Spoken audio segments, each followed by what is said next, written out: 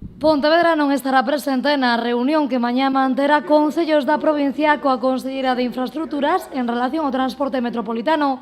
O concelleiro de Mobilidade dixo que foi o propio alcalde o que lle comunicou esta decisión á conselleira.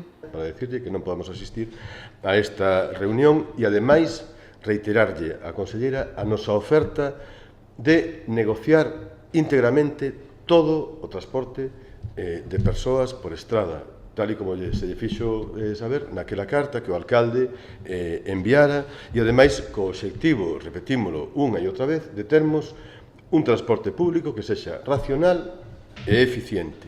Vale? A ver, creemos que isto merece unha explicación, por iso vos convocamos, non? Unha decisión que se toma ao non haber nin contar con ningún informe técnico que avalíe e estude as posibilidades e necesidades de cada espazo, de cada cidade, xa que, segundo Demetrio Gómez, para facer un transporte con xeito é necesario contar cun informe técnico detallado realizado por unha comisión técnica bilateral e independente.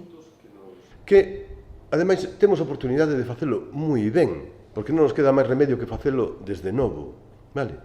Podemos facelo moi ben e podemos poñernos incluso a vanguarda. Hai coñecemento suficiente como para que ese transporte público sexa bo, sexa racional e sexa eficiente do punto de vista social, do punto de vista ecolóxico, do punto de vista económico, que estamos falando dos diñeiros públicos de todos e de todas e non temos a obriga de non despilfarralo, non é que non haxa necesidade de non despilfarrar, é que non temos que despilfarralo. Polo tanto, en riba da mesa, a nosa oferta de diálogo para tratar o transporte público de xeito conxunto, tal e como estaba na carta que o alcalde lle enviou á conselleira.